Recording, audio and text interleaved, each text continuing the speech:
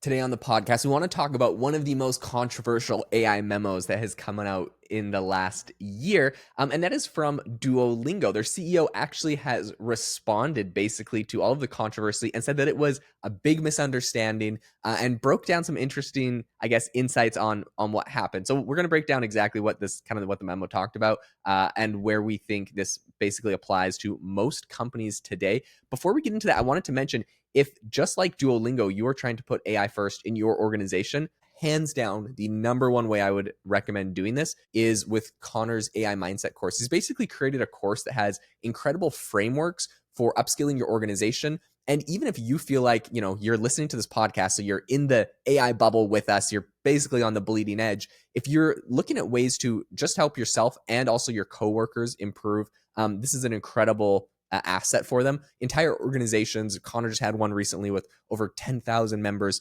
get it for their entire organization. So this is something that helps companies throughout the entire org basically upskill with AI, find different frameworks for basically using AI tools better and actually driving adoption and change. So it's an amazing thing. It's in the description, a little link to that if you want to get his AI mindset course. But let's get into what's going on with Duolingo. I guess, Conor, do you want to give everyone a little bit of context and background on the original memo, kind of what was talked about and what they're saying today? Yeah. Thanks, Jaeden. It's I think there were kind of two that came out around the same time, right? It was Yep. Duolingo and it was Shopify, if I recall, right? Yep. And in those, both of them said similar types of things, which was, hey, time to sound the alarm here, right? I mean, like AI is coming for your job, it's coming for my job, and unless we really ramp up on this, it's going to change everything. He had Louis Van Ahn, I think is how you say his name. I'm not even sure, to be totally honest. But was talking about becoming an AI first company, which is something, to your point, Jaeden, thanks for referencing it. Like we do a lot of AI mindset. We're working with a lot of large companies on that, how to become AI first through a new kind of behavioral based sort of training. But the point around that is like when a lot of people hear AI first, Jaeden, it obviously and understandably freaks them out, especially a company like Duolingo, which, you really could, in theory, replace a lot of people because the tasks that they do, AI is very good at translation, speech, things like that, right? And so it was only recently, and the backlash must have been big enough. And by the way, Jaeden, as an entrepreneur yourself, you understand sort of it's not about the memo. It's like, who are you trying to reach? Like, who are you trying to impress? Like, memos aren't just out there for memos. Memos are trying to drive strategy, revenue, something like that. You don't just put a memo out, right? So in this case, who was his audience? You know what I mean? Like, it's going to leak. And so I'm trying to figure out that, but it must have been, the backlash must have sort of not really subsided, because then just recently what he came back to say was very much like, listen, we're not talking about laying off full-time employees. This is really about productivity and innovation, things like that. The contractor roles will probably be the ones that are affected, not like staff roles. Work will change, not shrink, all that sort of stuff. And he also sort of said like, hey, listen, I probably kind of screwed up when I wrote that memo. But the big thing here is, I think the thing that companies are dealing with a lot, and I see it from the leadership side all the way down into the kind of the team level, which is, well, what does it mean to become an AI first company? And I think there's two approaches. And one of the things I tell companies right off the bat is, if you're not interested in growth, then yes, by all means, like go ahead and reclaim, those human capital costs, the benefits and salaries and things like that. But if you are looking to grow, it's got to be the weirdest thing in the world to take the people who have the brains and the domain expertise and the ability to do quality control and actually steer these AIs and get rid of them. Why would you get rid of them? They're the one thing that you can't replicate. Believe me, we're all going to have 100,000 agents.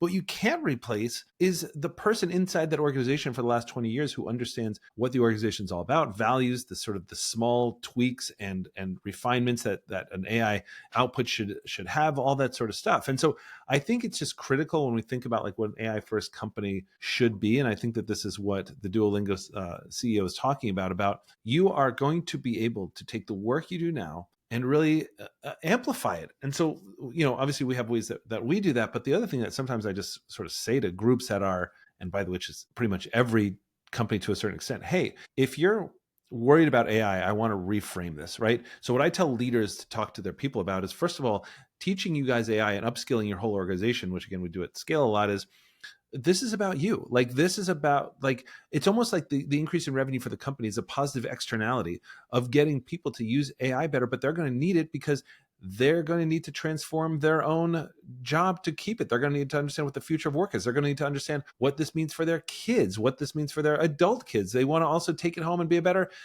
gardener and cook and spouse. And they want to know what happens when you spill paint. This is something, this is a tool in upskilling that you do for your people. And the other Mhm. half of that is, look, who in this room, say you're talking to a big room, can't use an hour more in your day, right? And like, everybody's going to raise their hand. It's like, and that's what I think the Duolingo CEO is kind of trying to drive at. It's like, this is going to increase productivity, but it's really for you. And I think the company is going to benefit from that. But I think this second memo, or maybe this clarification on the memo, is getting a little more toward, at least, again, I'm biased because this is how we do it, but how companies and leadership should be reacting, rather than just, hey guys, you're all going to lose your jobs. Yeah, 100%. So, and I actually think to that point, Duolingo has made a really interesting, basically they have a really interesting strategy for upskilling that I think everyone listening should probably take some sort of version of this into your organization and even into your professional life. So I want to get to that. But the first thing I want to say is just like basically on the memo, what was interesting to me is he said internally this was not controversial. So I think basically the company understands it in like what, as you were mentioning, who was this directed for? It doesn't feel necessarily like it was really directed at the employees, like you guys are all going to get fired, because it seems like this is kind of the direction they were all pushing in. So it was probably a little bit more external. He said, externally as a publicly traded company, some people assume that it's just for profit or that we're trying to lay off humans. That wasn't the intent at all. He mentioned they've never laid off any of their full-time staff, but the contractors a lot of contractors have been laid off, but he's like, that's okay. Contractors come in ebbs and flows. And to be fair, like with contractors and running my own software company, this is basically how we work. Sometimes we'll have a really big project. We need to make a really big push. We hire on a bunch of contractors to basically help get it across the finish line, but their job isn't something that's going to be needed to be done for a very long term. So they basically help get a big push done, and then we don't need them anymore, and then we move on. And someday when we have a new push, we'll bring them on. And that's basically the point of contractors. That's why you'd hire them instead of full-time people. So I don't even think that's controversial. I think that's just regular. And even if he's using AI to automate some of those jobs, I'm not concerned about it. I think overall the people are the ones that are going to be driving the growth in the actual organization. Okay, this is what I think he said that I am thrilled with, and I think everyone should be listening to. Apparently, he's obviously very bullish on AI, and he said that the Duolingo team members take off every Friday morning to experiment with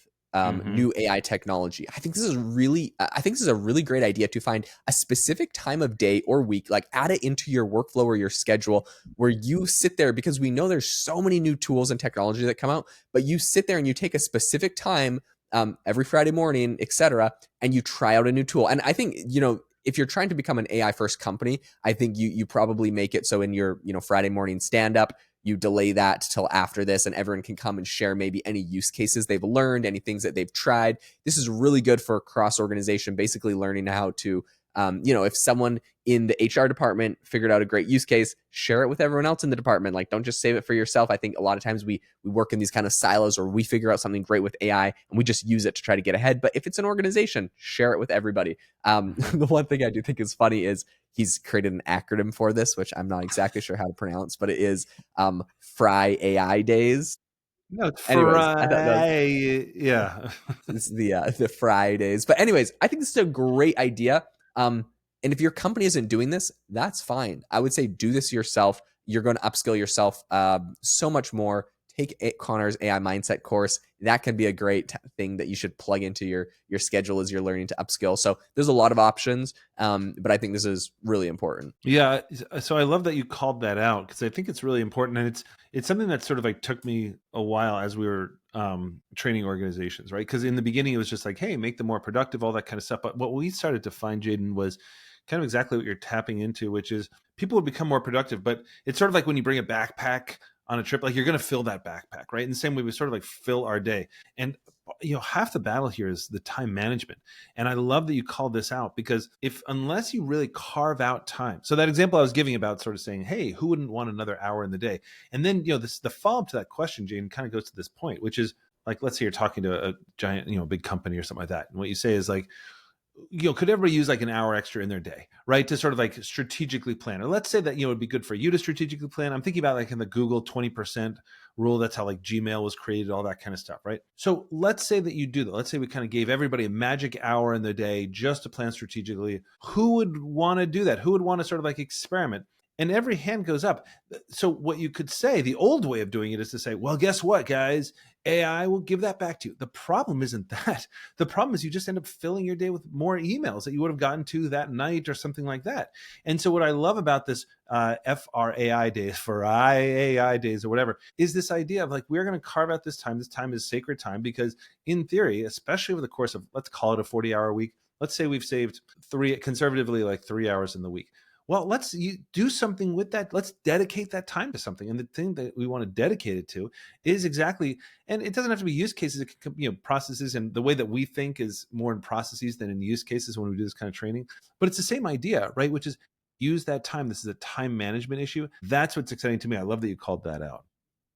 Yeah, I think it's a great tip. And listen, I think that basically there's something to learn from every organization when these memos come out. Instead of just saying, "Oh, this is controversial," to laying everyone off, I say dig into it a little bit more. Look at Yeah. what they're actually proposing, a change inside of their organization. I think inevitably from whether it's Shopify or Duolingo or anyone else, people are finding all sorts of interesting use cases, and usually in some of the controversy, there's something to double click on that is actually quite useful. So I would say look at it. Even I think Klarna had some interesting things that they've been doing. So Yeah. we'll make sure to definitely update you guys on all of the latest in AI as people are incorporating it more, using it more, where we see basically the most benefit and gains. That's what we're all about here at AI Applied. So if you enjoy that, make sure to subscribe, leave us a rating, review, comment wherever you're watching this podcast. We really do appreciate them. They help out the channel a ton. Basically, just get shown to more people. Thank you so much for tuning in, and we will catch you guys all in the next episode.